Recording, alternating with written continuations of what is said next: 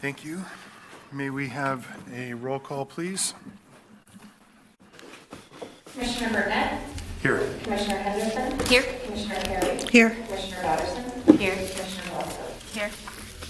Excellent. Thank you very much. And I'd like to call for the approval of last month's minutes, please.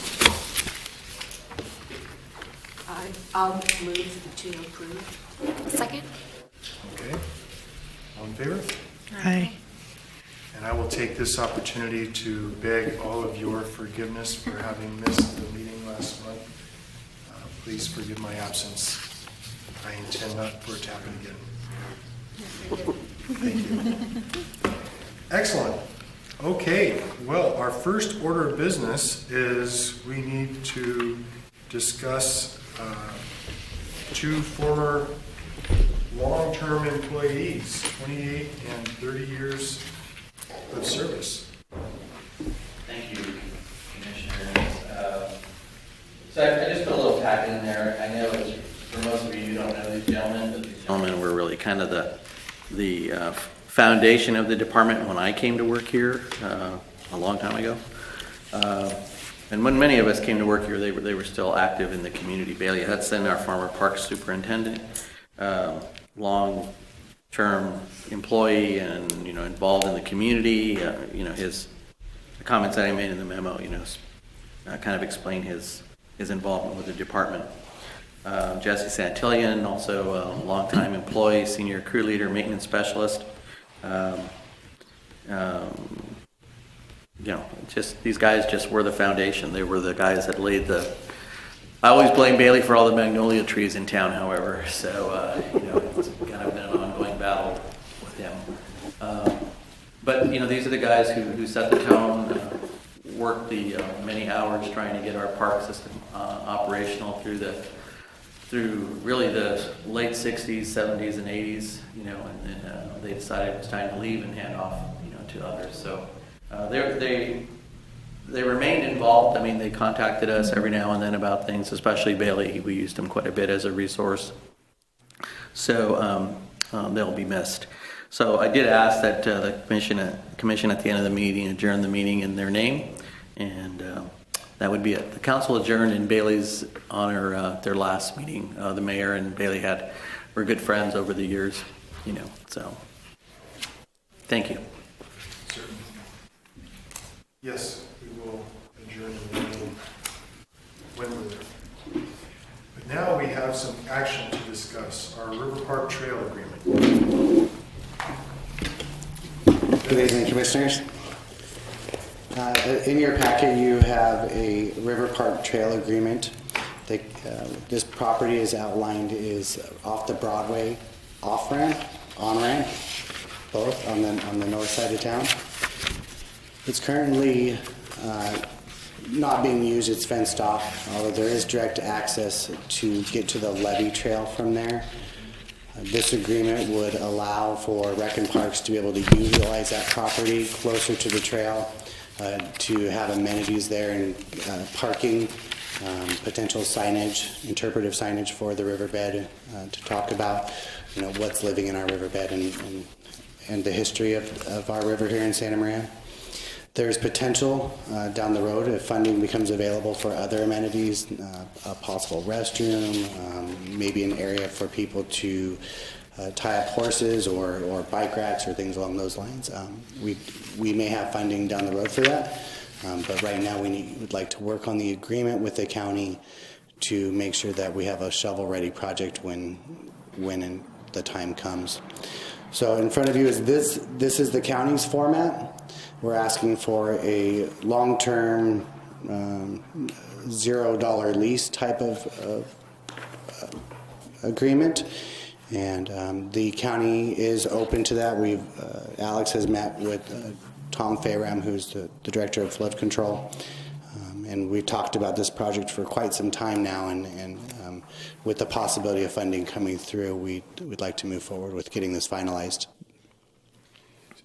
So this is a future CDBG request. It could be a CDBG, but we also see some state funding that has a possibility, and there's some grant opportunities as well. Since this is so close to the riverbed, there could be a possible nexus for, watershed or conservation, or there's a lot of opportunities. We do have the 2 trails that are currently in the riverbed with interpretive signage explaining a lot of the animals that actually utilize that as a habitat. So we could go a lot of different routes to make this parking lot to fit one of those conservation or riverbed style grants or funding if it becomes available. I don't believe we have any key funding identified for this yet, but it is something that's in the real near future. The two things I noticed in here were you were asking for a 20-year lease, or at least, I think it says at least a 20-year lease is what it says. And also that they would have right-of-way, which is obvious, and if they're having a problem, they need to get in there. Is there a reason why they would say no to that? Is there a reason? Actually, there's an attached, and I think you have the same packet I do, maybe. The county has recognized the need for property that may be ancillary for it to be used for recreational purposes. It's a memo that I don't see in this packet, but it has been passed by the county supervisors a while ago, back in the 90s.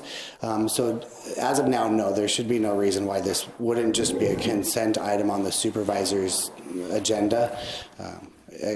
We have buy-in from the flood control division, so with their support and this agreement, there should be really nothing to stop it. We'd like to get your approval to move forward with this, and then we would then agendize it on the supervisors, the county supervisor's agenda.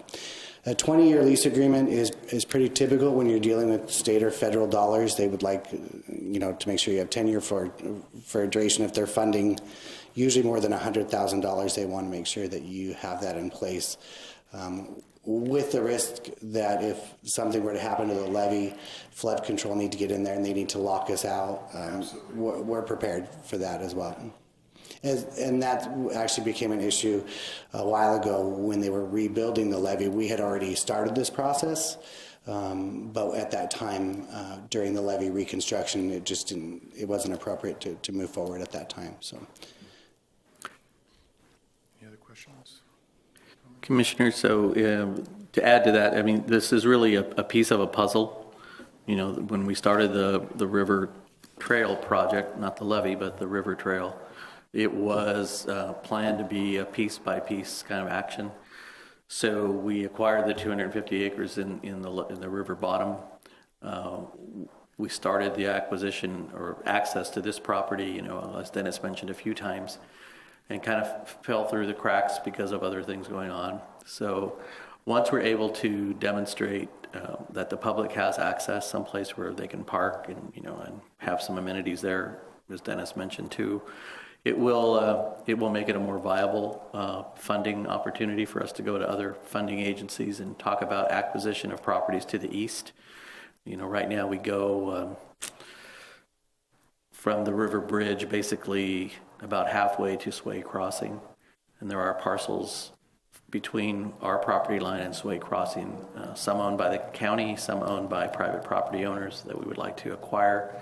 Bringing us to Sway Crossing, to the east of Sway Crossing, the city owns about 300 acres there that they use for the landfill.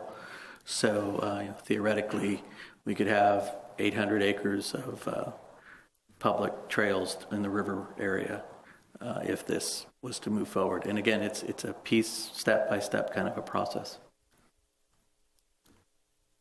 I like it because I was just this morning running on the levee right there from Sway Crossing. So if we had access to the trail right there, that would be great. Thank you, Dennis. thank you. So the action for this is that we would go ahead and ask you for a motion to allow staff to move forward with the agreement. It's already been through the city attorney. It's already been through the county council. So really it's just more of a formality at this point, but we'd like to go on record with it. I'll ask for a motion. Second? Second. All in favor, aye? Very good, unanimous, thank you. All right, now we're going to talk about Tommy Kunst. So in your packet on page 11, no, page 12, page 14, somewhere down there, is just a really quick staff report on this project. The school district approached us through Councilmember Boyson to talk about their project at the Kunst Junior High School. And at that location, for those of you that aren't familiar with it, adjacent to the school is about a 2.5 acre park site, roughly.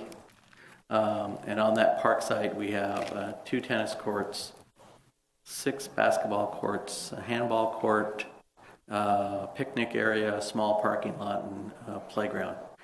That was part of the development for the North Prescott Ranch project. The school site and the city currently share the hard court area and the tennis courts during the school day.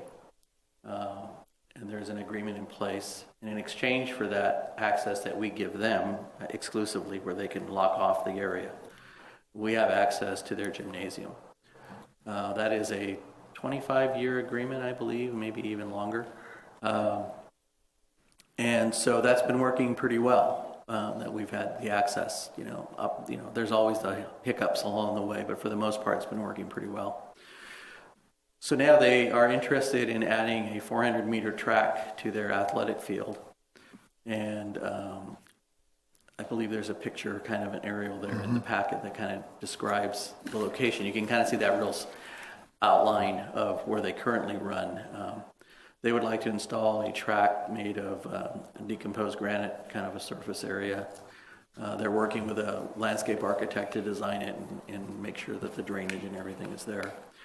They, of course, are interested in us participating with them for the money part of it. And it, when you look at the northwest corner, there really is no athletic facility available, no place to walk in a measured kind of a way, or no place to train if you're running track, anywhere else in high school or even in college. So it's an attractive proposal. I met with the principal and also with the business manager for the district and their maintenance, director of maintenance services. And, again, they don't have a price yet. They don't know what it's going to run. They're waiting for architectural estimates. They provided us with kind of a rough draft of what the architect is supposed to do project-wise. And did we bring that, Sheila, with us? I'm not sure if we have it, but it's available if you want to take a look at it and see what the components are. But basically, it's building the track, designing it. There would be in the middle of the track, there would be a play field area as part of it. So it's interesting. One of the things that I told them I would do is bring it to you, get some feedback. But also, it would be a project that we could probably look at some of the, we'll talk later about Prop 68 projects, but this is a good project that meets their desire to make more space available to the public for recreation, athletics. They like to see partnered projects, like working with the school district to bring something like that forward, and you get extra points in the evaluation process if you do something like that. It's also a small enough project, I believe. My rough estimate probably for this project is probably less than $250,000 total cost. And if that's the case, if we're not able to get a grant for the project with the district, there may be the ability to work and partner some of our developer fees and some of their fees to kind of come up with a project. I guess they've been raising money for the track for the last 8 or 10 years. So they would like to try to use that money to, bring forward a project. So that's about it. I just really wanted to, get some feedback from you. If you think it's something we should pursue, anything you'd like to let me know about.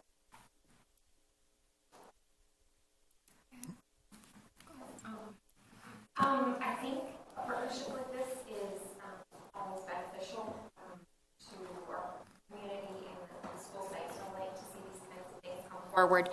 I have a couple of questions. First, DG, that's what it is. That's okay. Yeah, a decomposed granite, yeah.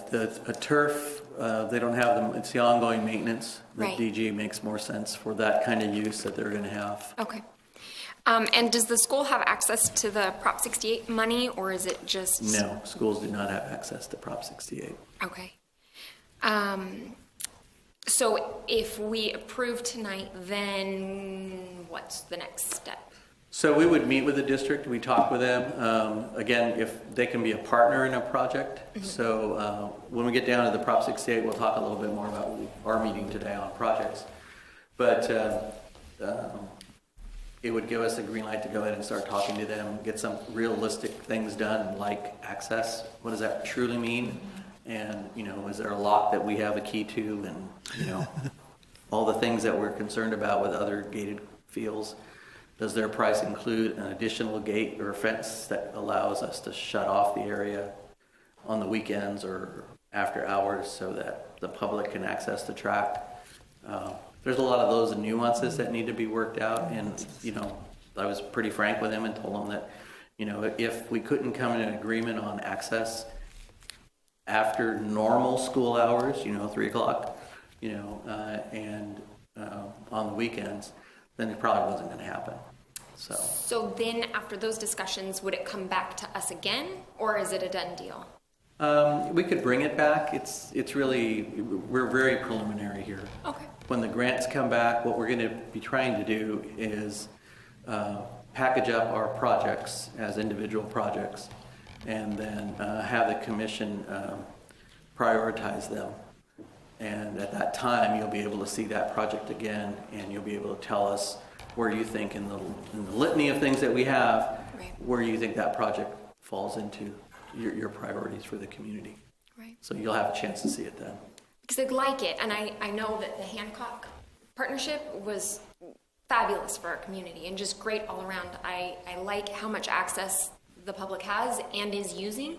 I really like that it's posted and very clear when the track is open. There's no question really. I mean, certainly there's special events and things like that, but they always post for that too. So it's not, you know, maybe this weekend or maybe not this weekend, which is what's happening on our campuses right now, or the public doesn't know what sites are open and when, and that's a continuing frustration for our community members that I'm hearing from. So I would really like to see that delineated. I want to know about signage, and I want to know what kind of hours and things like that. So if that's part of the plan, then I see this as a win-win.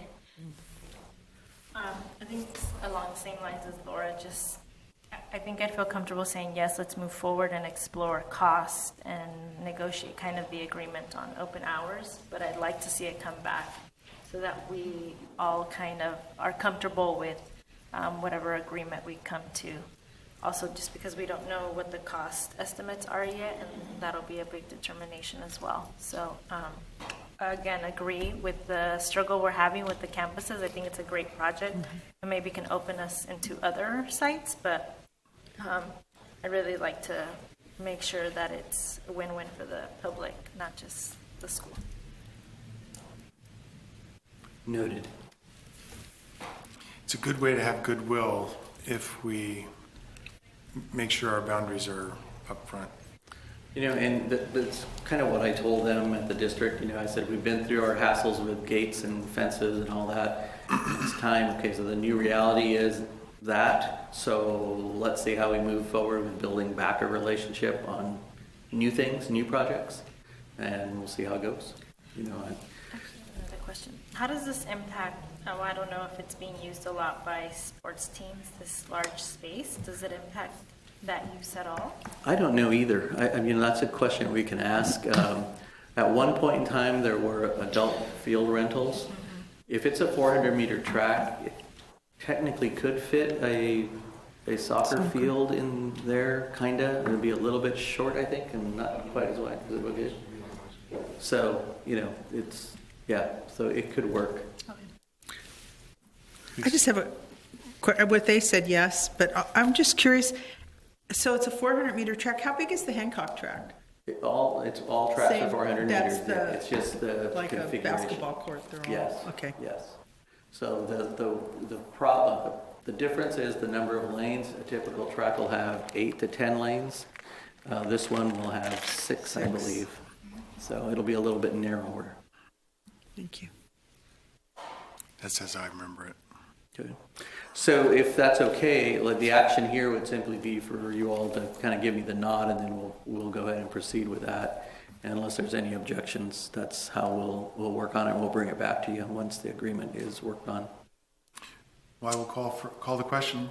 May I have a motion? I move to pursue this further and develop a plan. Okay. Okay. I have a second. Thank you. All in favor, aye? Aye. Okay. Thank you very much. I like it. I'm happy that we're pursuing goodwill. It's exciting. Goodwill is always a good thing. I think that's why they call it goodwill. Good. That's right. Okay. Leisure needs, I'm having a hard time speaking today, I'm sorry. Blah, blah, blah. Leisure needs assessment presentation. Commissioners, Okay. thank you again. We have talked about the leisure needs assessment for the past couple months, and thank you so much for being a part of that panel to help us decide. As you know from the last commission meeting, we did pick a company called Green Play, and today we have our Green Play representatives here. I don't see her on video. Are you with us?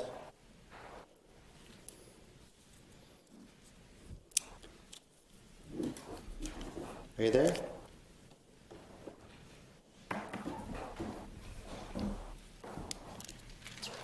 Hello? Sheila, are those lights on the little microphones right there? Yeah.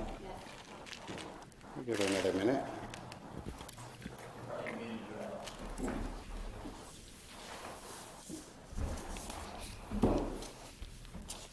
Hello? Maybe we don't have it. View options. They're being leisurely. So, Carrie's supposed to be joining us with their chair as well, Art Thatcher, and today they'll be going over the tentative plan for the next couple of months. Carrie, are you there? I am there. Yay! I'm put you turn you around here. We have, I see Art on screen. Art. Hello, how are you guys? Great, thank you. Art, I know you can't see us, and Carrie, you're not in the picture yet. I'm coming. Hi. Hi. So Art is our principal chair for the Green Play. And Carrie and I have been talking already as well, and we'll be working with both of them to put together this leisure needs assessment. And have a quick presentation to share with you, we said, about the schedule and the different modes of data gathering for this final report. So I'll let you guys take it from there. Can you guys hear okay? Yes, absolutely. Yes. All right, so with that, I will get us started, and thanks for having us this afternoon. And as Ted said, I am Carrie, and I'm my screen to move to the next slide. There we go. And I am our project manager for this project with Green Play, and with us we have Art Thatcher, who's our principal in charge, and also joining me on the project will be Dylan Pakovic, and he's the assistant. And then the other team members that we have is Keith out of the San Diego area, and we've worked with them for over 10 years on projects. And then we're working with RC Associates, which is a survey firm in Boulder, Colorado, which we've worked with well over 2 years on quite a few projects. It's great to have both those team players added to our Green Play team. And so in this project that we're working there in Santa Maria with Dennis and the team there, what we're really looking to do is to evaluate and look at all your rec needs, see what's going on in your community. We know we want to involve the community in this process, and that's incredibly important. We'll help you do that.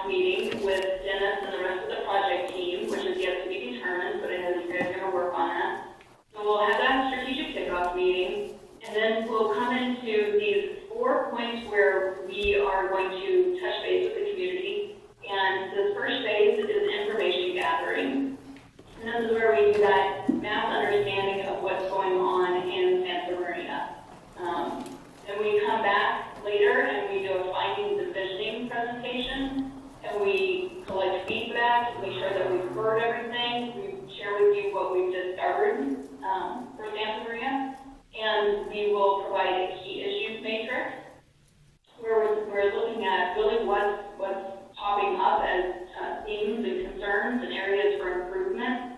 And then we'll also share with you at that point our analysis, which is on the programs, operations, and financial resources, and a number of other things.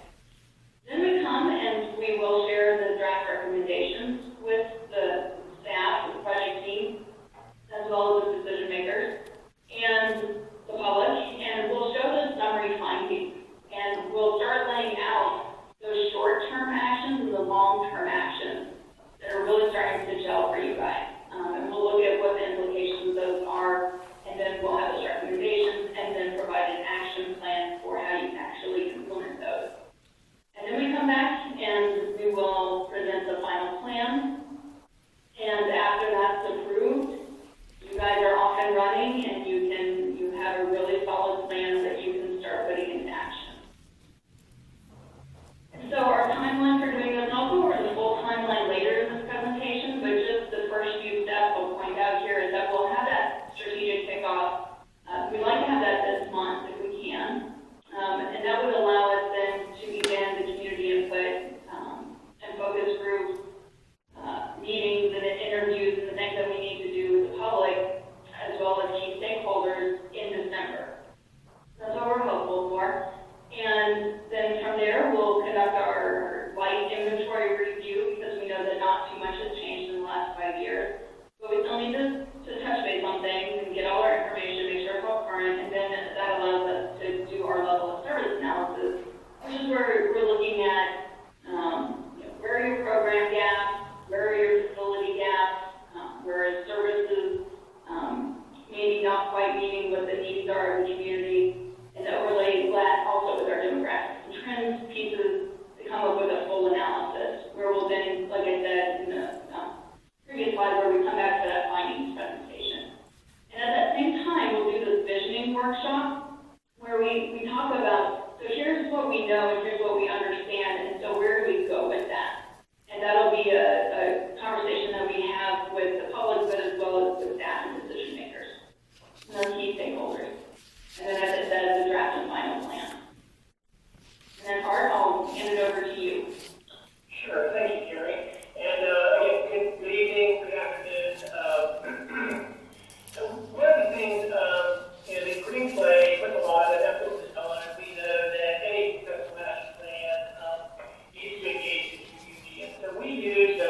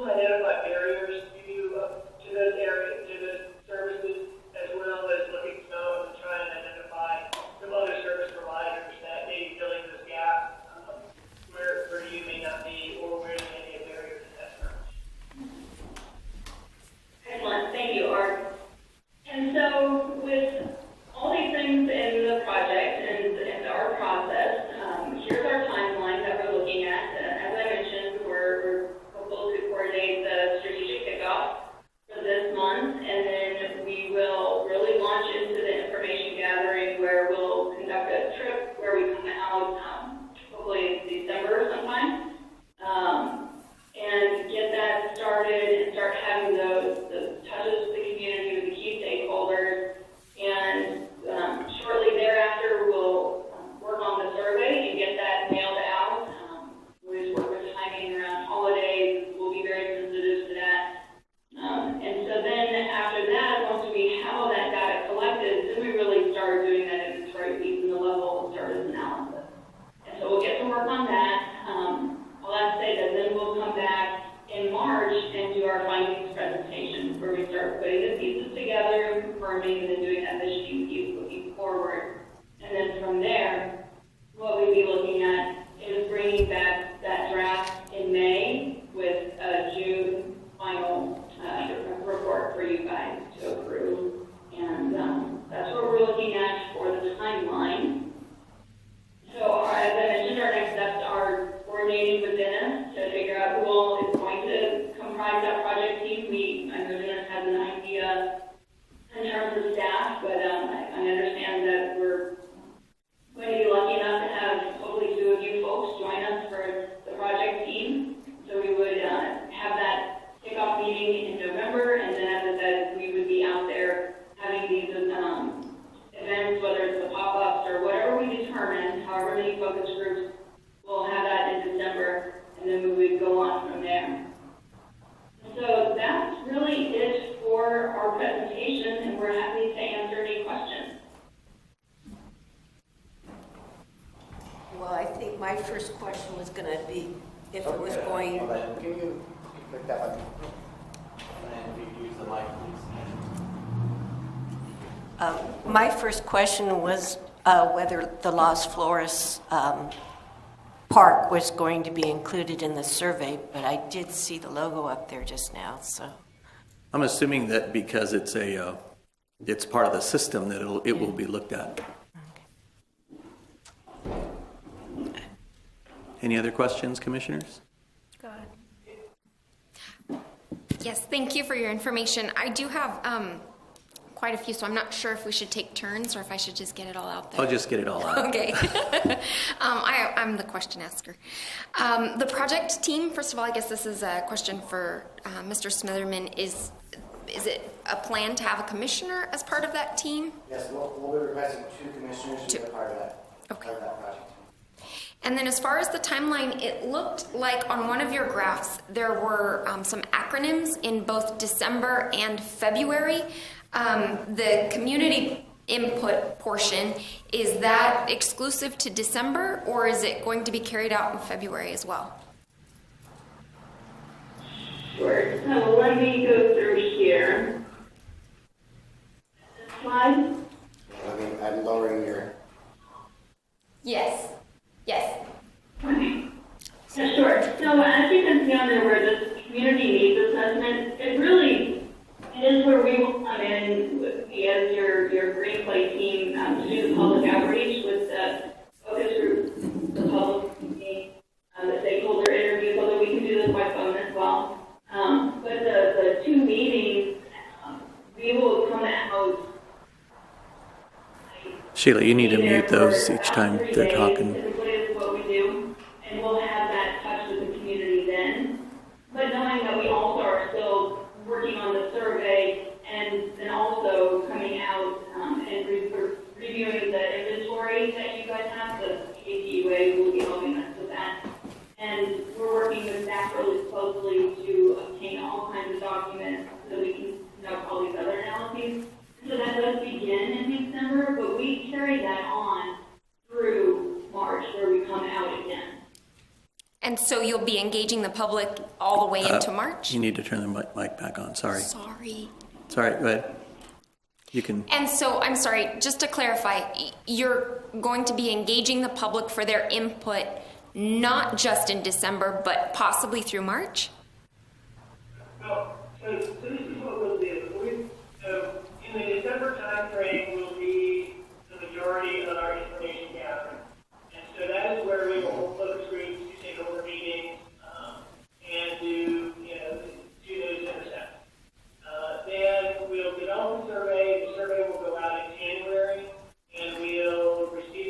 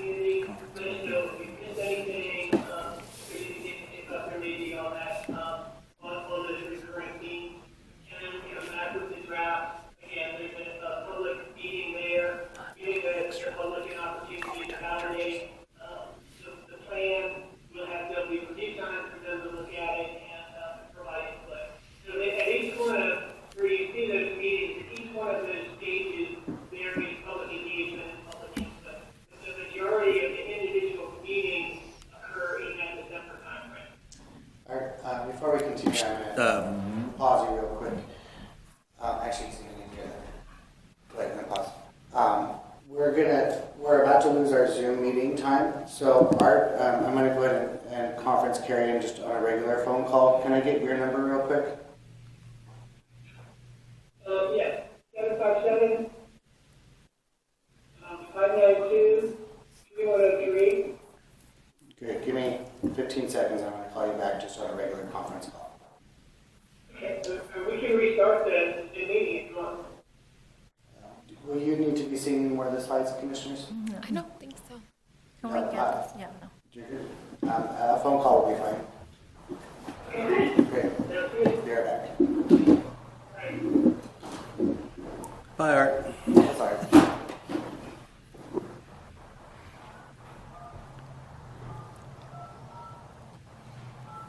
You're checking off my questions. Oh, God. Well, I've got a lot more. I'm a slow learner. Both are great question askers. Roy says I should have been number 3. Hey, thank you for patient letting conference in our local. When we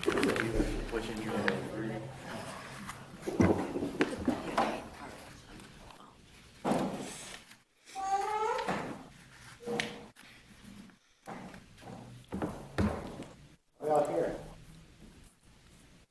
Okay, let me put you back on speaker. Is that mic on? It is. Let me see what I can do with that.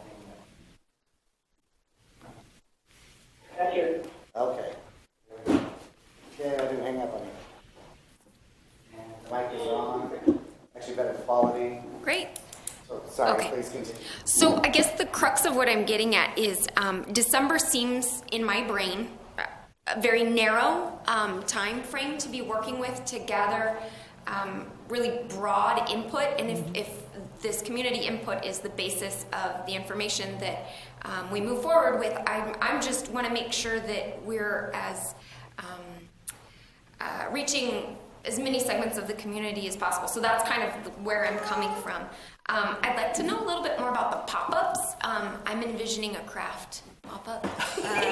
So I'd like to know more about that. And I'm curious about the other languages that the surveys are in, and how those are sent out, and how you know what languages to send to particular homes. I know I knocked on some doors during this last election, and there's some really interesting pockets of non-English speaking folks that I wasn't personally aware of. So. Sure. That's Okay, a lot. so Sorry. what I can speak to, I'll start with the survey, is that in our scope of services, we proposed and it was accepted that we would do that in English and in Spanish. And so with the random sampling, those go out, it is random, it is a random selection, so we won't know whether the household is English or Spanish or another language. Another language, but what we will do is have language in there, especially in Spanish, where we have the survey in Spanish as well as in English. So we're able to do that, but in terms of some of the other languages, that's a little more challenging, and that we can talk as amongst the project team about how we might be able to get the word out about that survey. But then in terms of translating, it becomes a little bit more challenging, and of course it's simply associated with cost at that point.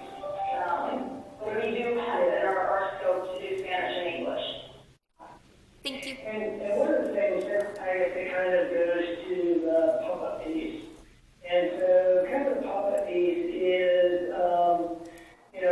while we're there for public engagement, and I've used San Gabriel as one of the examples. We knew that there was a large Asian population that went to the park every morning and did Tai Chi. And so we went and set up a table at the park and talked with and met with, had an intercept survey, a 2-page front and back shorter version of the mail survey, and asked individuals to complete that and drop it off with us. And we were successful there. We also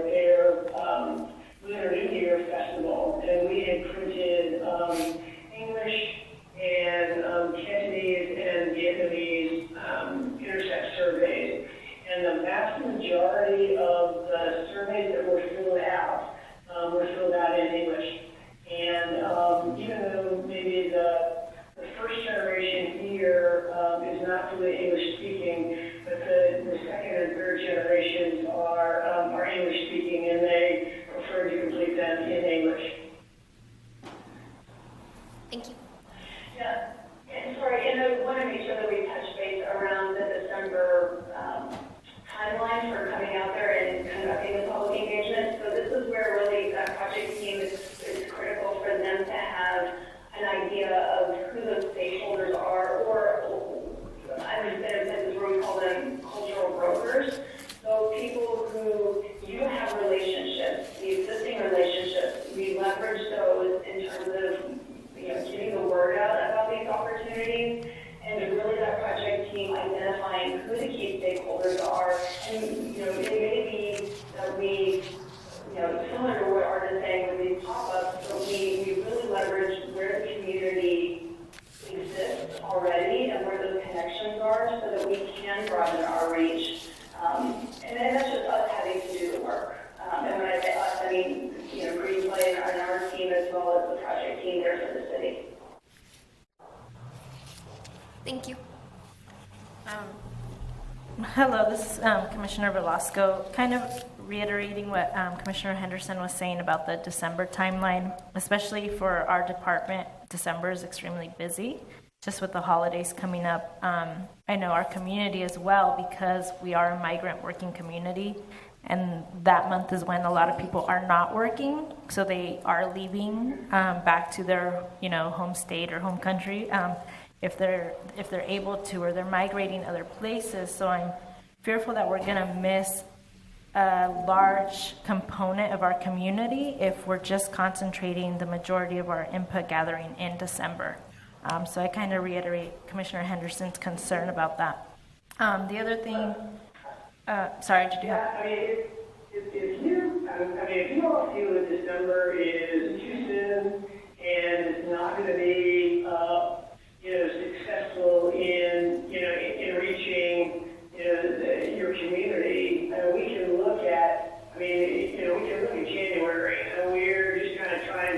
We had set this up based on kind of the amount of time for us to complete the project within your allotted amount of time. So pushing it into January will not hinder us too much, and so it's something that we're definitely open to looking at, knowing that pretty much the week of Christmas and the week of New Year's are kind of non-starters, and so we're really looking at the first 2 weeks of December for us to do something, and that's kind of, so we have like 4 weeks to do it. A lot of it will also be based on when we can start when we can get our strategic kickoff meeting going and get those materials out to you. So January may be more realistic, and it sounds like it would make you more comfortable with the results of our community engagement. Yeah, I think it would, I don't see a problem starting in December, but I would like to see it not solely concentrated in December, spreading it out, especially because our schools will be out as well. So you're missing a strong population there if you're trying to go and speak at schools or PTA meetings and such. So I would really like to see that timeline for input spread out if we can. And again, that can be a decision with the strategic team. Another point that I wanted to make was for the pop-up events as well. I've seen where the community is able to use like multimedia things such as Legos, pipe cleaners, very crafty. So you're getting around that language barrier, and you're able to construct something to provide input instead of just using pen and paper. Is that something or a method that you also use?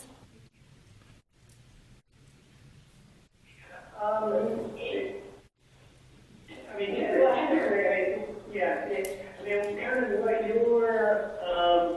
what you're describing is something that is kind of a technique that would be used for like a park-specific plan. So, being able to, list where or draw where you'd like to see chicken shelters and taco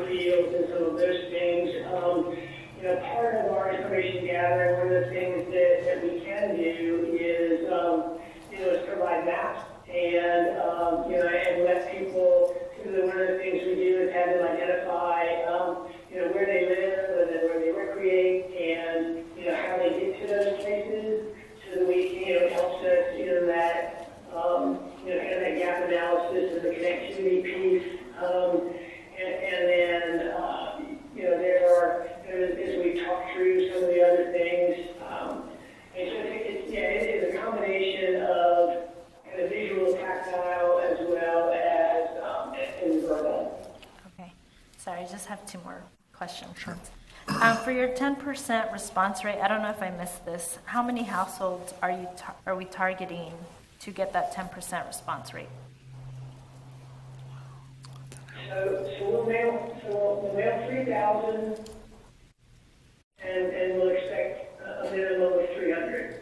Okay, thank you. And then my last question. And then on top of that, typically, and again, I'll use San Gabriel as an example. We received, we did 3,500. We received a little over 400 mail returns, but then we got another 800 from the open link, which helps us, which kind of validates what we saw from the mail survey. That's great. So, over 1,000 responses. That's great. My last point, and this probably can be for the strategic team, there's been a substantial information gathered from like the downtown streets community input that was just done, and so I'd really like for a leisure assessment to really capture that information, because there was a lot of community input that was gathered specifically on downtown, but it aligned with this, and also the community provided input on a lot of other things. And there was, like I said, substantial information in that, so I'd like to see that incorporated somehow. Yeah, sorry. Thank you, Commissioner Alaska. We did address that during the initial conversation, and we'll be providing that information. The downtown specific plan had different aspects, including art, culture, pop-out parks, and those sort of things. So we will look at that when giving them the data. It did not include a lot about recreation and leisure services, so they'll have that information available to them, and they can look through it and decipher what's appropriate for this report. Thank you. Good evening. I'm Commissioner Carey.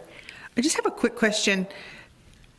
Will the meetings be taped? We have a pretty popular public access channel here in town, and when you tape things, a lot of people that usually fall through the cracks or aren't able to attend meetings would get on the ball, get the information and know, oh, I'm going to be watching for the survey to come, or be able to get online and do it. So do you guys generally tape things to put online or for cable access? If I remember correctly, and if I'm wrong, Carrie or Art, please remind me, but most of the time the community meetings will be held by staff and the team in-house, and that's something that we could most likely do to tape them and then put them on our community access channel at a later time. That's what we need. Yeah, Thank you. that's exactly what I was going to say. Normally the community has the ability to tape them. I've also, in Clovis, California, they did our public presentations on Facebook Live. And, so that was an opportunity to view it live and also to view it, at a later date. Kind of thinking of your millennial generation and, and their opportunity to be engaged as well. You can also kind of get some pretty immediate feedback through Facebook Live and that presentation as well. Thank you.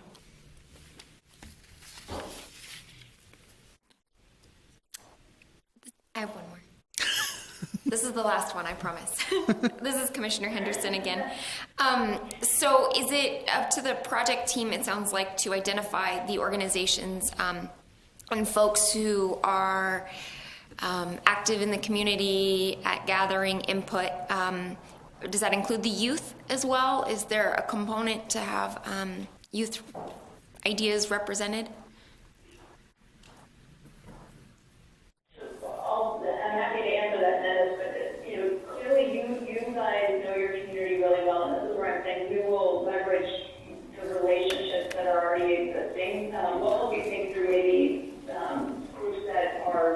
being represented or maybe haven't been thought of in the same way. So we'll bring that lens, but certainly if you guys have a desire to bring in that youth voice, we will absolutely make sure that there is conversation where some representatives from that community are heard. And we would do that for whatever that project team decides are the kind of focus areas. And when we go to set up the focus groups, we'll determine those by topic.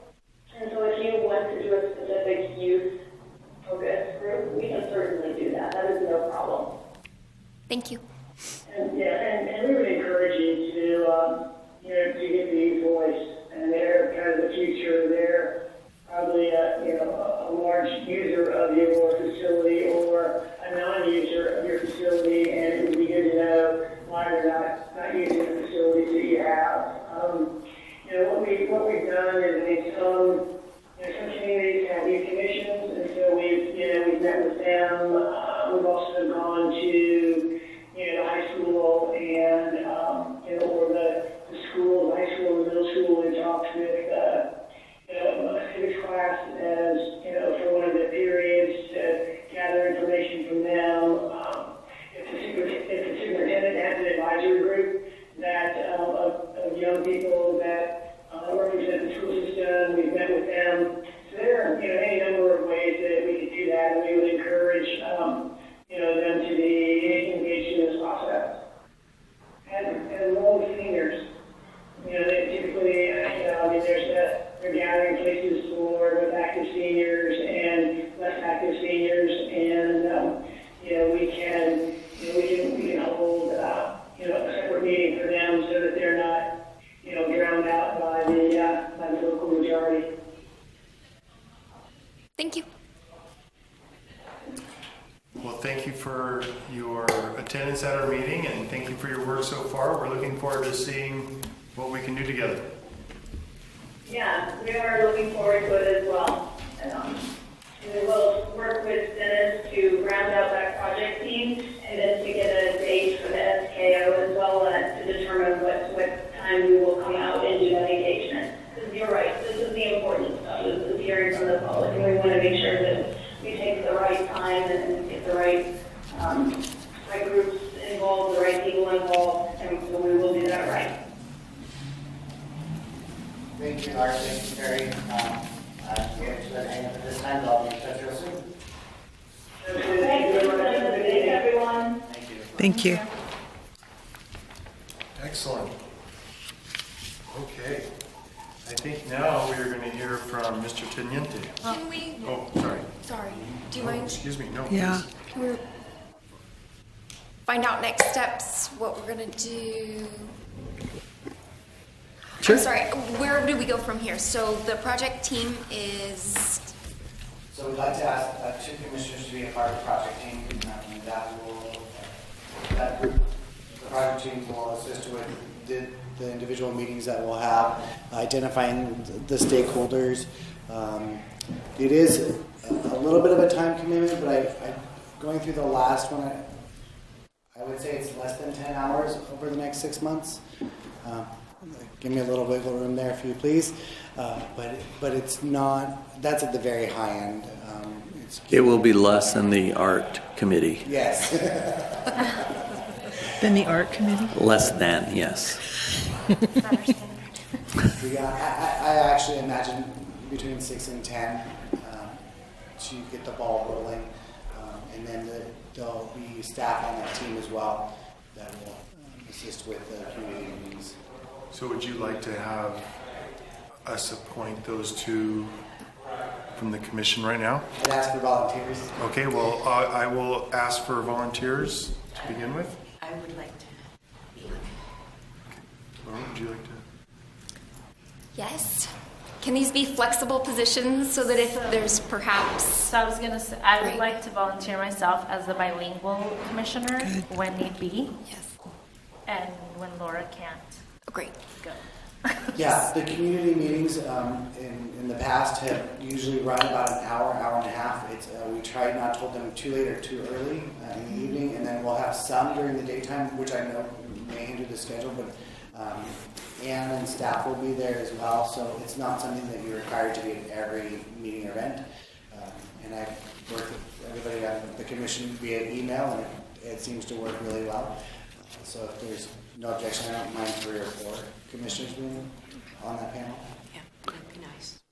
And, you know, if the only Brown Act item is only 2 of you can be at the meeting at a given time, but it's certainly if you want to like back each other up, that's great. That's not a problem. And the other thing is to start thinking about the groups that you think need to be contacted and be included in the survey component. You know, if even though they said, well, it's hard to translate stuff.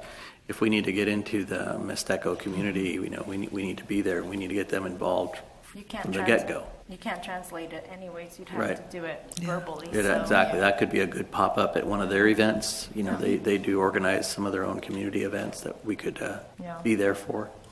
So. And so how do we communicate that information? Is there a date set for that meeting that we can share those thoughts or ideas, or shall we email? Sure, so she used the acronym SKO. To be honest, I don't know what the S stands for. It's strategic kickoff, just kidding. What'll happen is we'll look at some dates and work with those commissioners and as well as staff, and then we'll establish a shared Dropbox type system where you can put names as you see fit into that, or maybe a Google Docs, so we can all be on the same page. Great.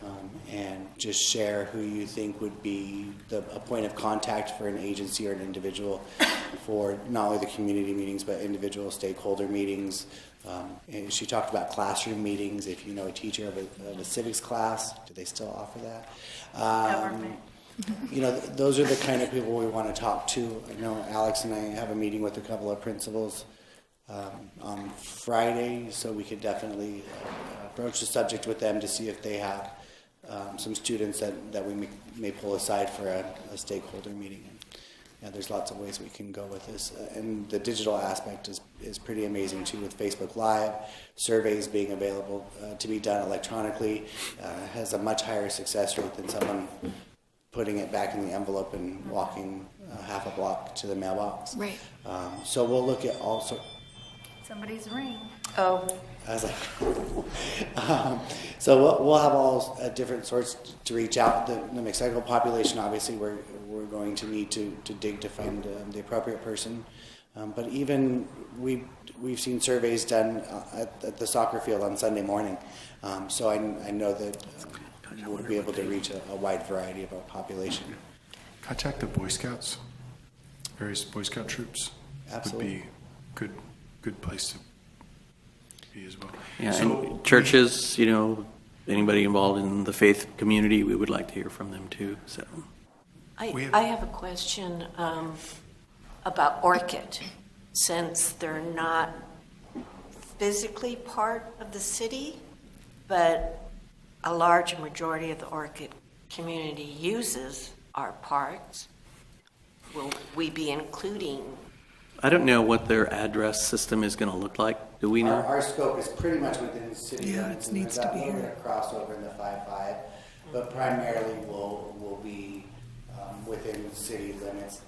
And some may sneak through on that 5-5 zip code because it is that fine line. Not initially. Now, if someone is an Orchid resident but living, they have a second address here, they work here, there's a absolute potential for them to be included in the survey. But again, the mail-out survey is only a part of the total survey process. So there will be other opportunities if they're a stakeholder, or if they show up at one of the pop-up events. We would definitely take their input because they're already using the system. I have another question. Sorry, these might be more for like the strategic meeting, but I know for our last leisure assessment, Waller Park came up A lot. consistently. And I know that's important because our community uses it a lot, but how are we? I think what we Okay. learned from that is to identify which parks we're talking about up front. The residents know that we have a lot of parks, but most don't know that we have 27 parks. So identifying that during just as a one-page reader sheet might help alleviate, these are the parks we're talking about. You know, we could definitely forward the information onto the county about Waller, but really it doesn't fit into this plan per se. Sorry. It'd be really nice that if the public knew this was coming. And we've lost our guy. We need Yeah, we do need media. media representation. It was so nice when people knew what was going on. And it might help people know that this is coming, to plan for it, start talking about it. Well, we will go ahead and the strategic kickoff will help. The reason why we haven't even started any kind of marketing outreach on this is we don't have dates. Right. So that'll be our first. We will do, again, media outlets through radio, print, and television. You know, social media has been a huge success for us at the department. So we'll continue to do that. We'll do it in both English and Spanish to make sure that we are getting the widest group out there to participate in these surveys and community meetings, and we'll continue to push it. I don't know if you remember when we did this a while ago, we had really good turnout at our community meetings, and now we're able to ramp it up even more through the social media aspect, which was not a big item at that time. So I'm confident that we'll be able to meet the needs of the community through at least 10% of participating in one form or another. Great. Please. I told you I'd like questions. It's a request. Can we get the PowerPoint that Yeah. they were just going over? I will request that, you bet. And then they mentioned two cities, Clovis and San Gabriel. San Gabriel. If there's action plans that they did that are public, is there a way we could look at those? Yeah, most cities will, they're usually proud of the work. We could probably look- And so Google it? I'm sure I can Google that and get it to you in the next couple Just of to days. see kind of like, we'll pick some things that maybe we'd like to see Right. first, or how they've implemented some of these. Sure, their scope is determined by each city, and so when we put together the RFP, our scope of work was already established. Okay. And then we actually eliminated, as you heard, the inventory, because when we did our refresher of this 5 years ago, not much has changed in that time frame. Right. So while we can look at the other cities, understand that our scope is set, Okay.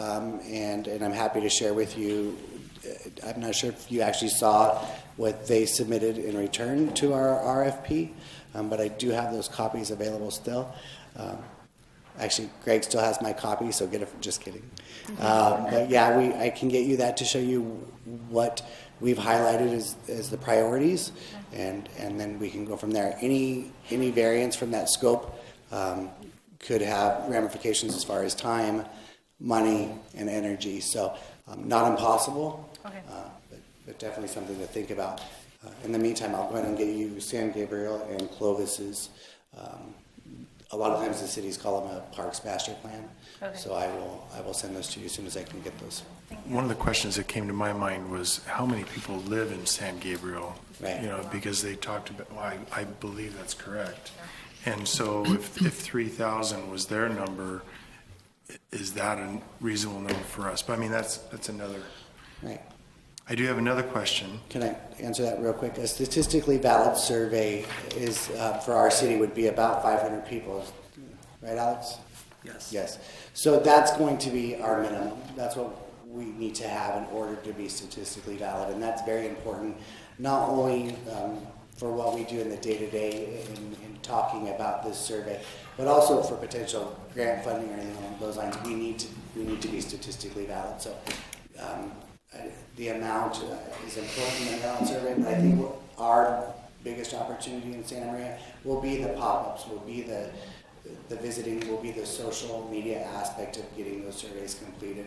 The mail portion is going to be a much smaller amount, I believe, here than maybe some of those other places. And that was the case the last time we did the lead assessment. Yeah, so. the one-on-one was had a much higher success rate of anything that got put on the mail. The phone calls actually are great as well. So. Yeah, and the last time we did this, it was a telephone survey.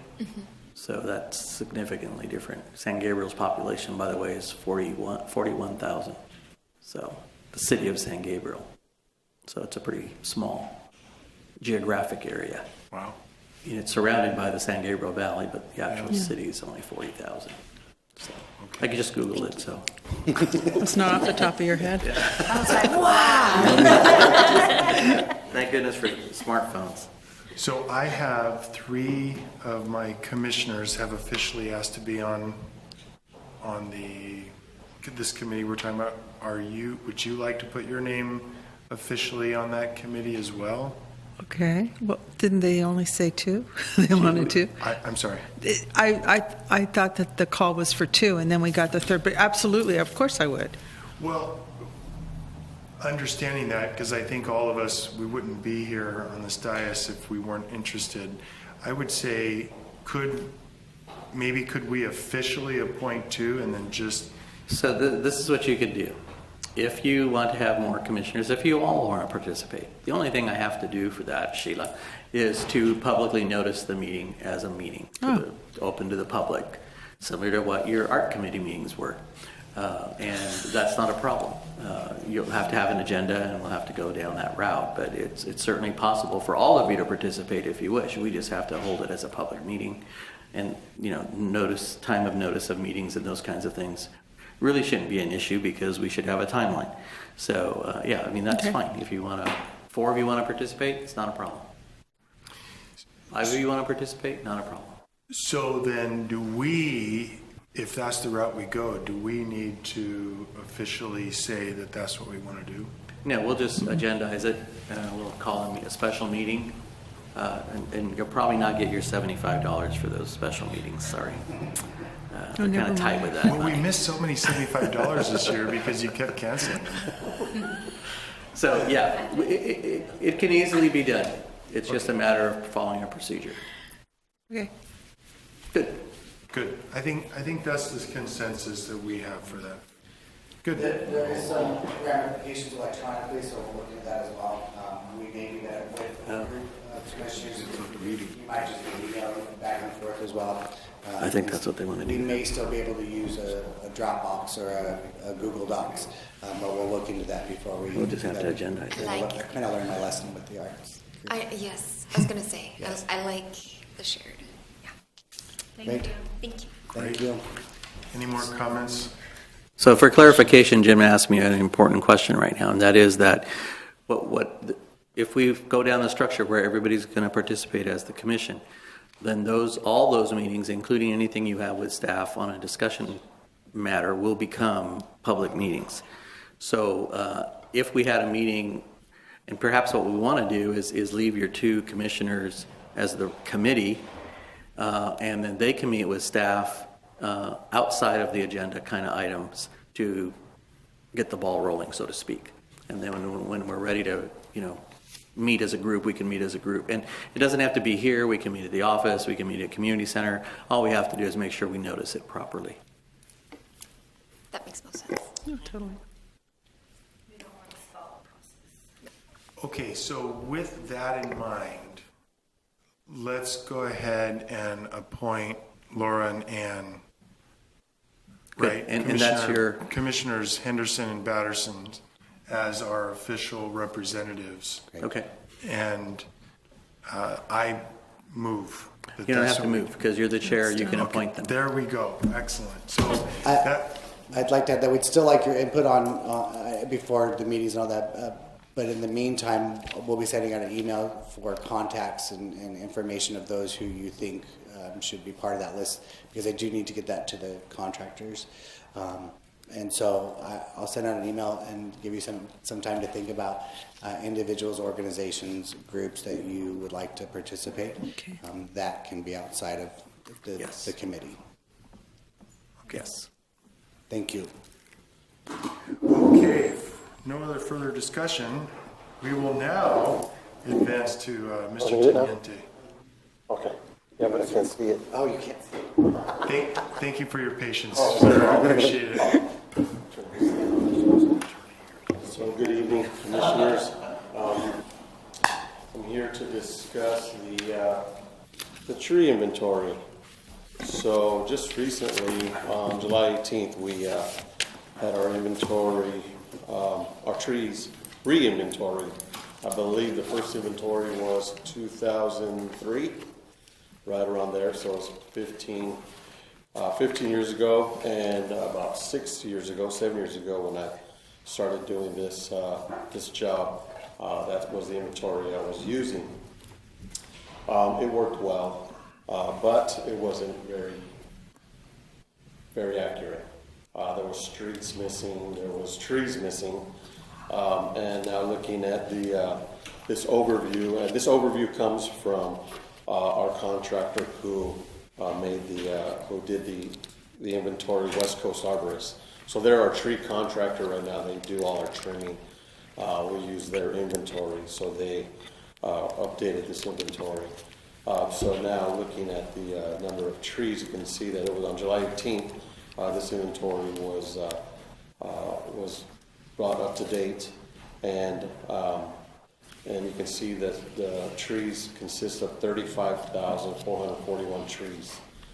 So I think from the last inventory to this inventory, we lost somewhere about 6,000 trees. Wow. I don't know where, but somewhere they're gone. But I have a good idea where. Over the time, people don't know the ordinance, so they just remove trees that might be city trees, and I'm really the only one in the department, other than when Jim and Alex call me and they see something gone, of the police of the trees, I guess. I try to get my staff to do that, but it's hard for them to do that. They got a lot of other responsibilities.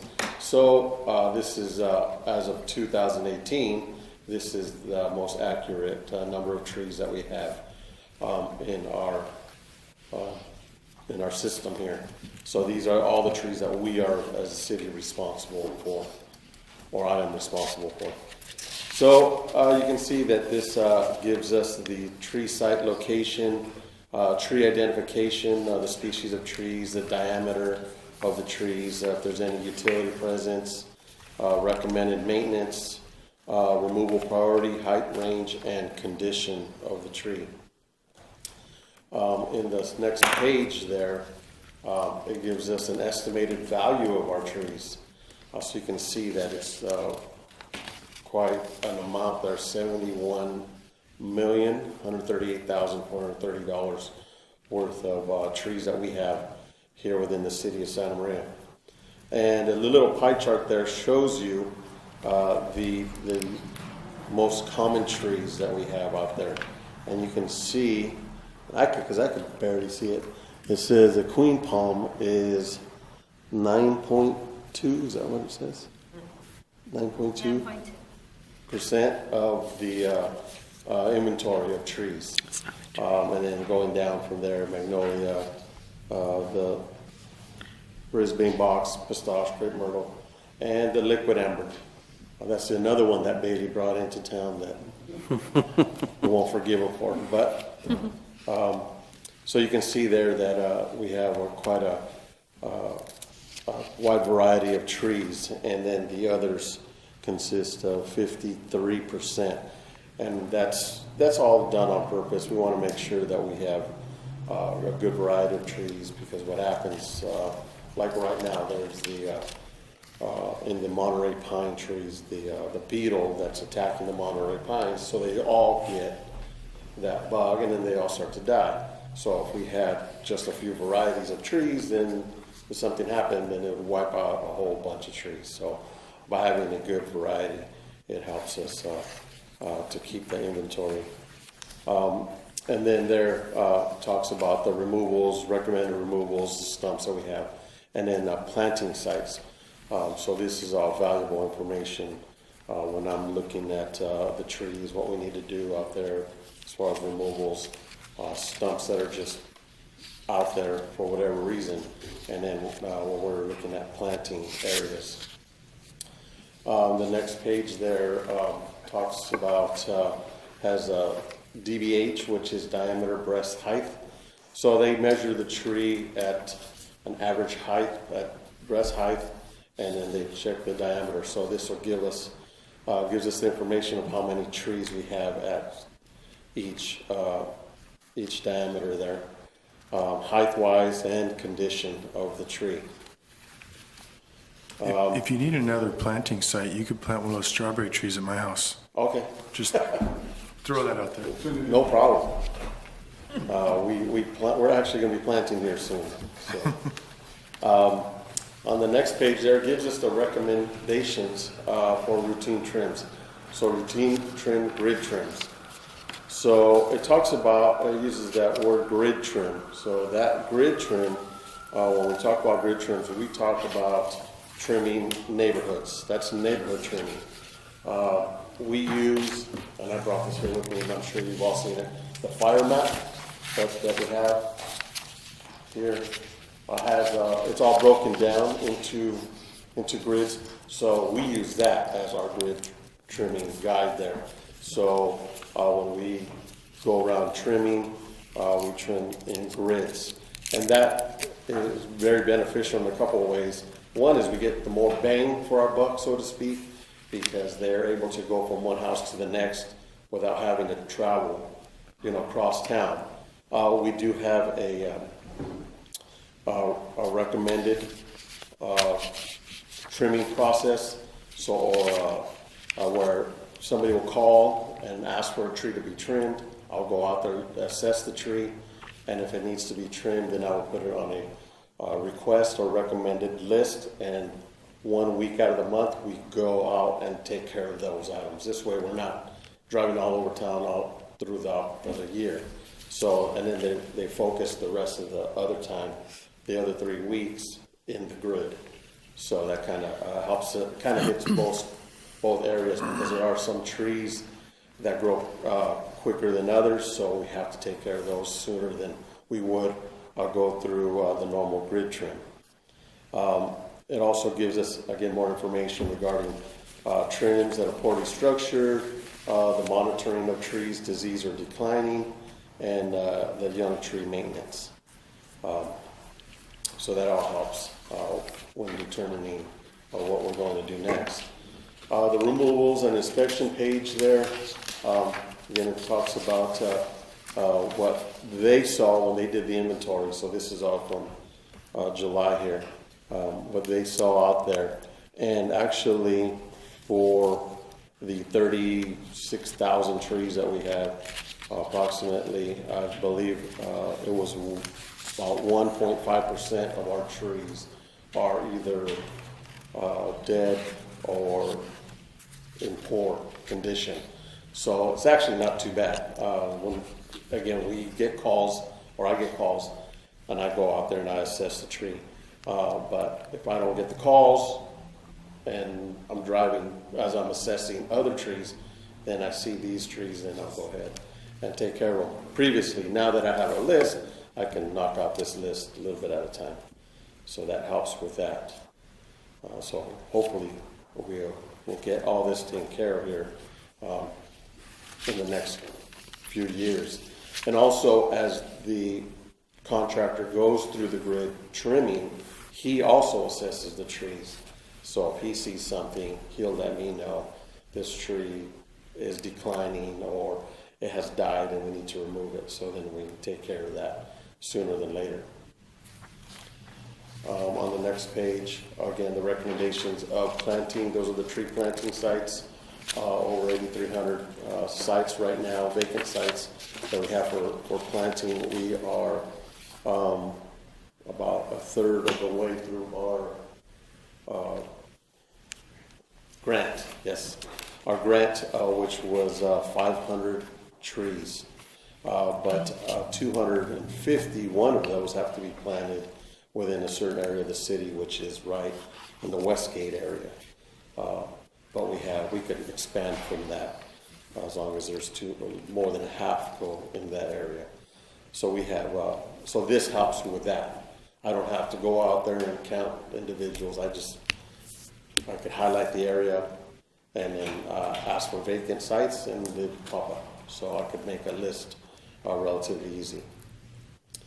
So the conclusion here says the inventory data collected confirms that the city's 35,441 tree sites, 75% of the trees population is fairly good, while there is a significant portion of the trees population with nearly 25% consisting of stumps and vacant sites.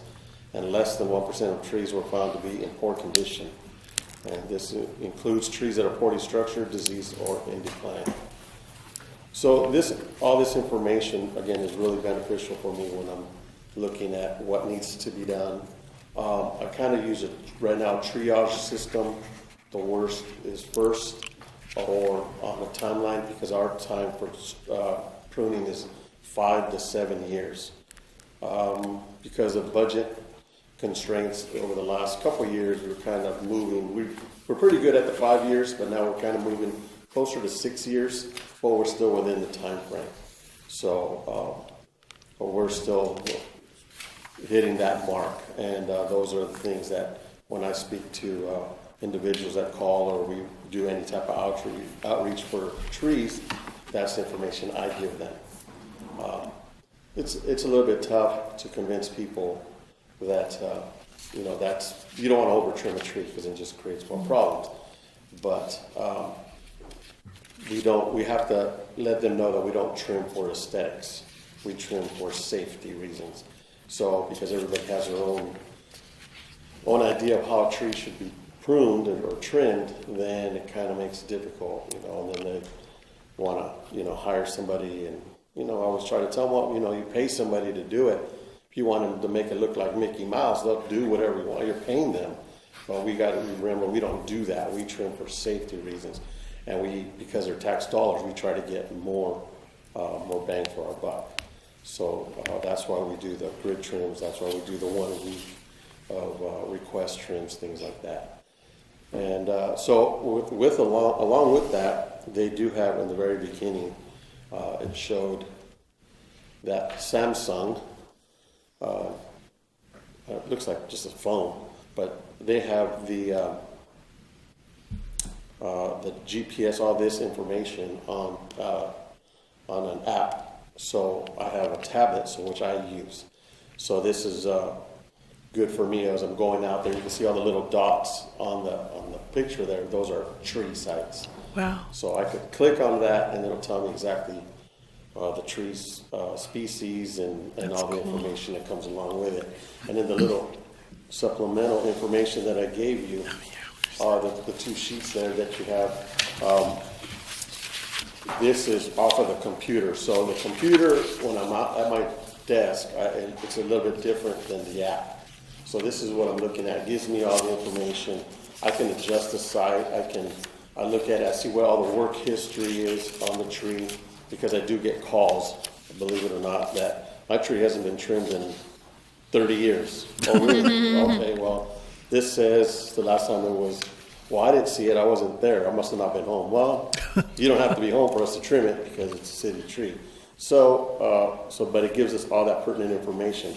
But the information is very useful, not just for me. We use this information to estimate. Again, it gives you the value of the tree. So if somebody hacks up a tree or removes a tree, we can go after them for the estimated value of that tree. We can also use that for if somebody gets in a car accident and hits a tree and tree is damaged, or falls, we can use that for the insurance purposes. And then they also use that for claims. The city attorney will use this information when claims come up, like, well, you haven't done anything, you didn't, the limb fell, you guys haven't trimmed the tree again in 40 years. Oh, well, no, we've been trimming it over, these are the times we've been there, or root pruning, or whatever the case may be. And so this information isn't just useful for me, but it's useful and beneficial in a lot of different areas. So this is a training that I went to 4 or 5 months ago, I think, on the app. And the app, it continues to get better and better. They show the Samsung because it's not available for Apple. So it has to be Android product. So, then that's pretty much it. That's everything in a nutshell there. Any questions? Or? I do. I'm a tree girl. So it's kind of sad, but it's interesting that our top species that we have isn't even technically a tree, the queen palm, because it's Right. that's like kind of sad. Yes, and we actually, was it 4 or 5 years ago, we removed that tree from our list, plantings. Again, it's not a tree. It does provide some services. I mean, stormwater, it does absorb stormwater, the roots, things like that. It doesn't provide the oxygen or anything like that, like the other trees, because it's a monocot, it's like grass, basically. So we removed it from the list, and then the other thing for the queen palms is the maintenance required. They need to be trimmed just about every year.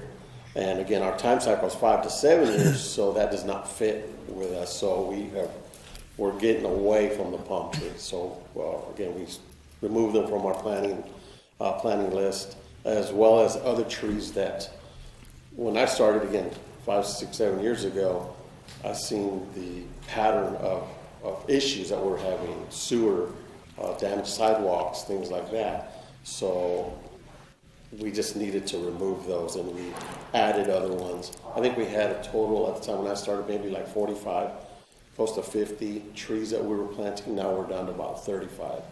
And I had spoke to the contractor, because they're all West Coast. They do a lot of different cities, and they said an average inventory is about between 30 and 40 trees. So just with that, what guidelines do we use, or do we have any just to use more native species, or is the maintenance take priority? There's a lot of factors when we look at when we're going to put or plant a tree, and most of it is not so much the native, because the native trees like the oak trees and they're very large canopy trees. A lot of our trees, and especially the newer homes, have parkways. So if I have a large canopy tree in a small parkway, then that creates problems for traffic, for garbage trucks, things like that. So we have to be selective in what we're planting. We try to do that in the planning phase when they do plan checks, things like that. But sometimes they get through, or there were an old project that we had the old list, and now they're just starting it, so it makes it tough. But I really look at what's in the neighborhood, what do we need, try to, again, make a combination of small trees, large trees, and trees that are more beneficial to the area. Not every tree is perfect. I mean, and that's what I try to tell the customers is, because they want a tree that doesn't drop anything. So, well, unless it's an artificial tree, I mean, every tree drops something, and or leaves. And somebody likes this tree, a sycamore, and somebody hates the sycamore. So it just depends what your tolerances are, what you like, and so we try to incorporate that in our decision making. But at the same time, we got to do what's best for the city and what's going to be beneficial for our trimming and things like that. So to get to maximize everything, that all the monies that we have.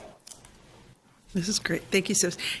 We built our house exactly almost 25 years ago, and I remember it's right along on Seaward, right along the riverbed.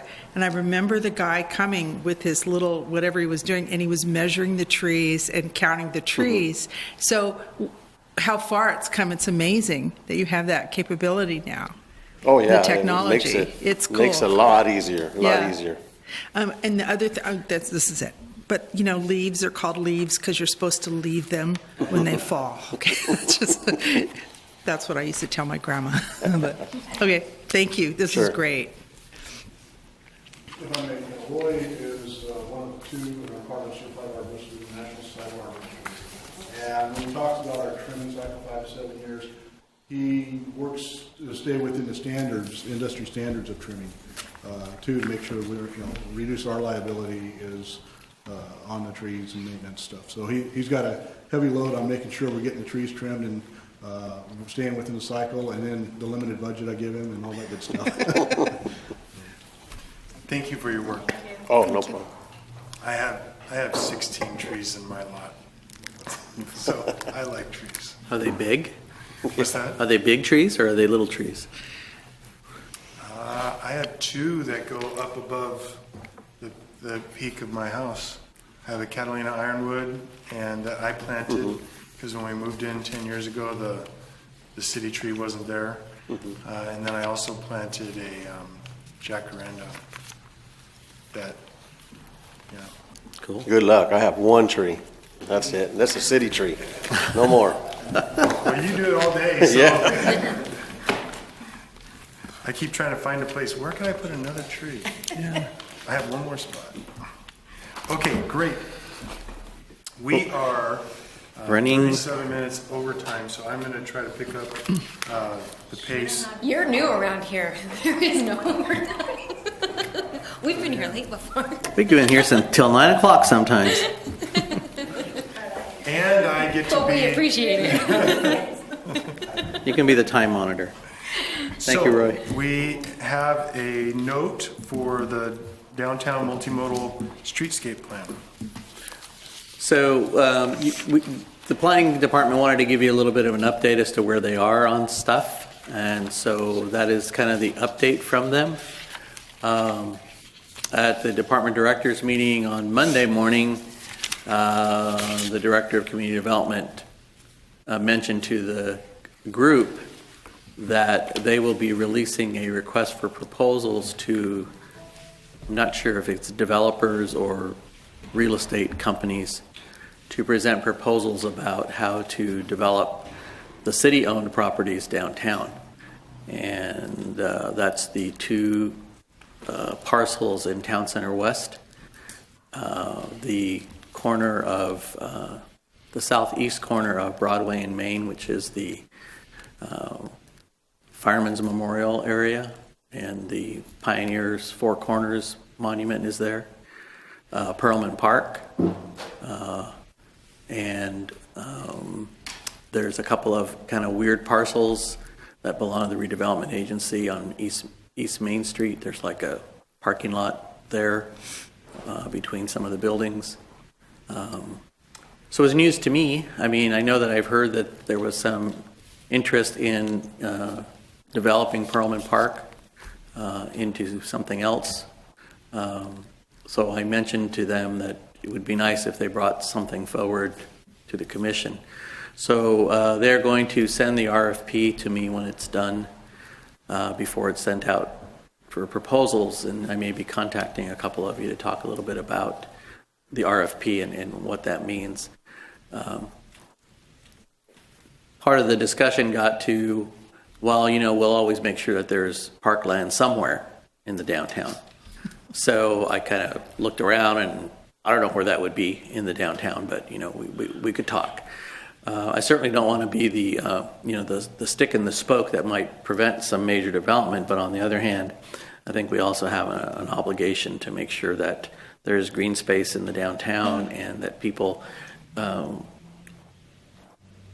that live in the downtown, if they're going to be bringing the new residential development on the northwest corner, and then the people who live in the low-rise building in the Housing Authority building, if that park wasn't there, that is truly their only green space, you know, in the area.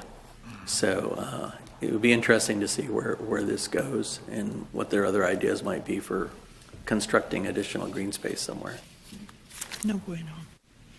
Yes, ma'am. A question. So what their ideas are, but certainly they wouldn't move forward with any of those ideas before bringing it back to. Correct. The idea would be to get proposals, see who would be interested developer-wise, and who would come up with a 3-story office on the ground floor, what do they call it, mixed use, kind of a facility on a corner or somewhere.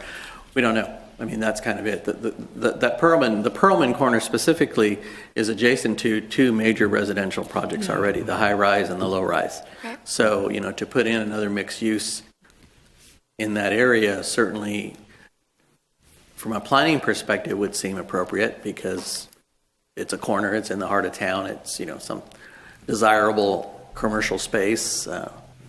People want to live downtown, so you're right, can't get any closer. But those are kinds of things that I'm hoping that when we review the RFP, that we'll make sure that there are alternatives planned for that. The weird part about that particular parcel and how state law and the municipal code is written, to get rid of a park takes some pretty significant actions by the council, and some findings have to be made. So, it's not just an easy, oh yeah, well, we're going to do this. There's a process. So That was the crux of my question. Yes. So that if that does come forward, then we're given ample time to speak to our council Yes. members. And I think a lot of what's happening with the downtown multimodal streetscape plan, it's all a concept. I think even at the planning session that they had on Thursday with the planning commission and the downtown committee, which I was there was some confusion if this was like, being taken for word and it was moving forward, or that it was just a concept from the community input and where we could go with it. So I think even these RFPs, because I hadn't also heard of that, are just ways that maybe that could happen or what could happen as a concept, not really that they have the funds for it to move forward. right. Right. I was surprised that Caltrans, well, I wasn't surprised, but I have a gut feeling that reducing the number of lanes is going to impact the other streets. Miller, I can't imagine more traffic on Miller. And it's surprising to me that Caltrans doesn't see that. So it'll be interesting to see where that goes. So that was part of the discussion on Thursday. The traffic analysis hasn't been completed yet. Oh, okay. So that's once it goes to council, and they gave that timeline Okay. that they say, kind of like we did, yes, the project, it's going in the right direction, you can continue. Right. Then they'll do the traffic analysis. Okay. To kind of, and that concept will most likely possibly could change Okay. when they see that impact. Thank you. Yep. So that's just an update, and more to come. Commissioner Velasco has been going to some of the meetings that they have, so representing us and getting information. So thank you very much for doing that. Thank you. Great. Okay, I think we are now heading over to Mr. Smitherman again. Thank you, Commissioner Burnett. With 33.32% of the fiscal year completed, the department's under budget by 2.47%. If we weren't so late overtime, I would make a recommendation about dropping your budget, but we won't do that. Thank you. Anything else you'd like to add? Okay, Rec and Park noteworthy activities for October. There's a bug here. So you all saw that report. Busy. I mean, just busy. And everybody's staying busy. Nothing's changed, even though we have 7 vacancies in the department and full-time vacancies in the department right now. A department of 47 employees. We're down 7 employees. So, but everything's getting done. Maybe not as thoroughly as we would like it to be, or as some people that we serve would like it to be, but we're doing the best we can.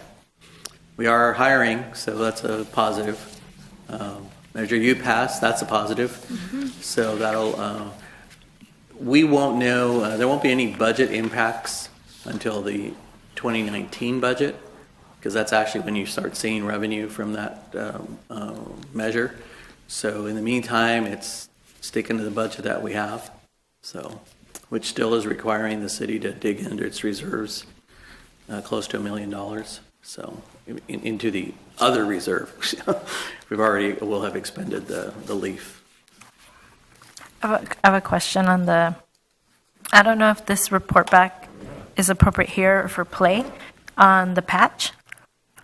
Will we be getting kind of a breakdown of successes, stories, kind of?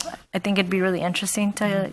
Yes, they had their partner wrap-up meeting yesterday with Betteravia Farms and a couple of yesterday, with a couple of other of the big major sponsors. So they're going to get together, come up with the financials. You know what the revenue was, what the expenses are. what they're going to make available for scholarships, what the criteria for those scholarships are, which they already have, are based on service hours. A couple of things that we're running into are just, what are the tax implications for the kids? Depending on how much money they end up earning, through even a scholarship is now considered taxable income. So we have to be careful. It can go into a special account that their parents could set up for them at a bank and not be taxable. But if they actually just get a check from us, it's taxable income. Oh my God. So, yeah, it's kind of weird. They're not giving the student a break anywhere along the lines.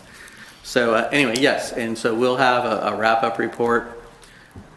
It's probably not going to be to your January meeting. Right. Your December meeting, is going to be an informal meeting, so we'll have to see. Yeah. And you do know the December meeting is, we don't have to put this in the record, of course, is our It's special filmed. event. So that's it for there. I'm a little slow. Director's report? So I was going to talk to you about Prop 68, but what I would like to do is just give you a quick snapshot of that and then ask the Capital Projects Committee if you can if Sheila can set up some time with you to meet. You know who you are? Do we? The Park Development Committee is Burtnett, I can't pronounce that. Commissioner Carey and Commissioner Batterson. And so we can go over Prop 68 with you. So we met today as a staff to with our architect, Baxter Miller came up. We made a list of all our pending projects out there. The idea is that he's going to put it into a matrix for us. Oh, nice.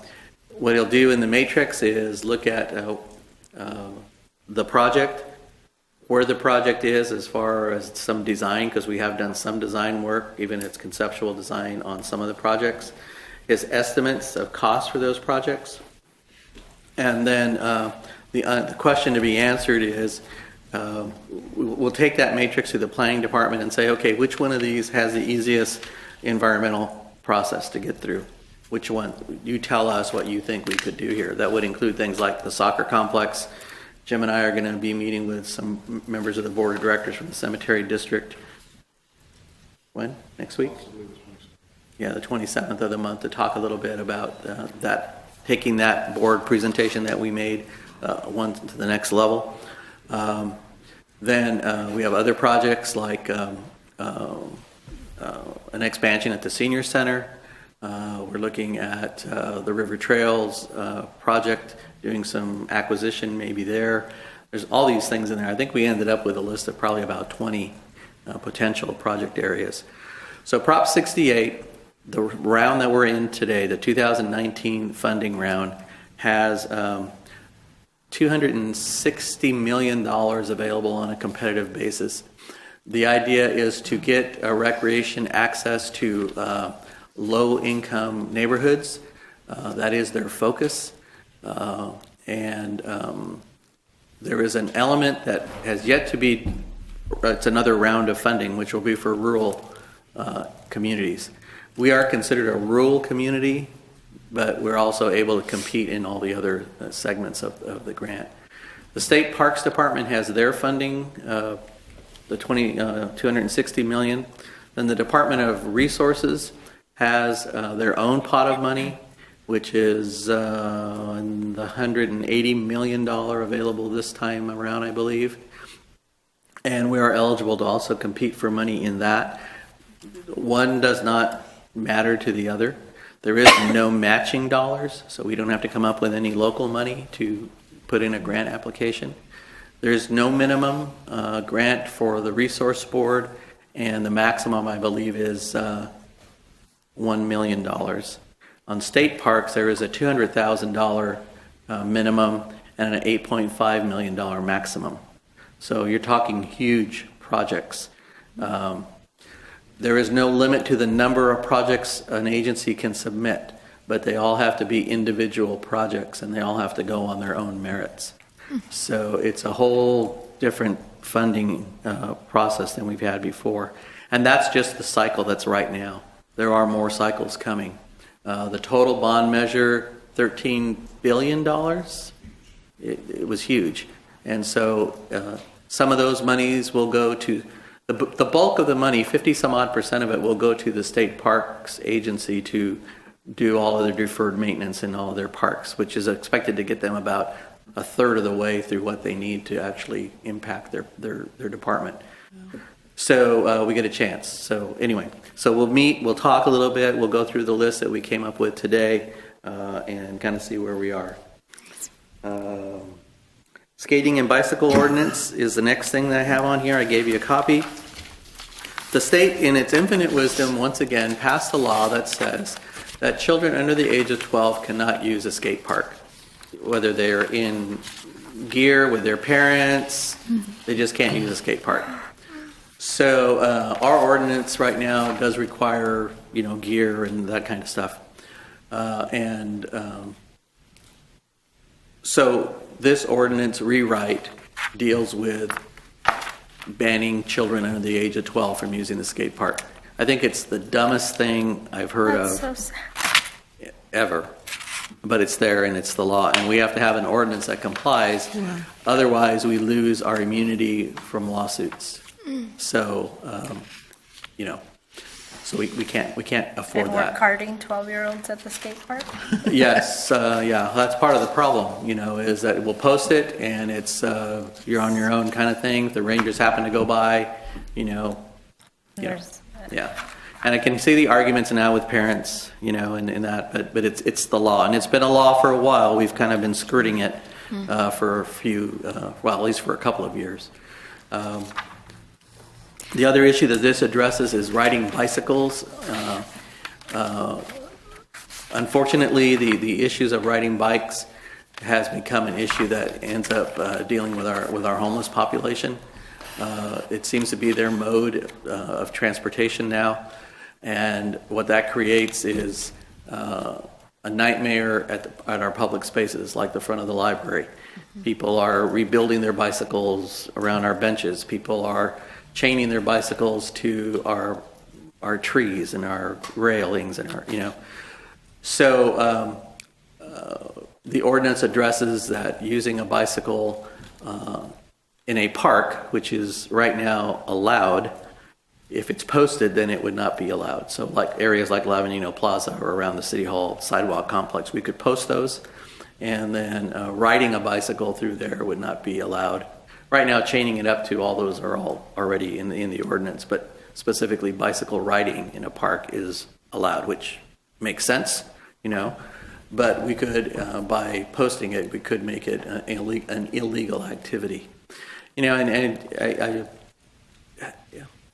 There's a whole issue with this, and that whole issue is we're missing something somewhere along the lines that we're having to, every time I'm looking around, we're trying to come up with a rule for something, and it's, and it's unfortunate that people don't recognize and respect, the rights of others, and I mean that on both sides of that aisle, that, we have the constant loitering problem and the people fearing for their safety to go to the library and check out a book and bring their kids to the library when you have a group of homeless hanging around the entrance that they may not be doing anything, but just their mere presence strikes fear into some people.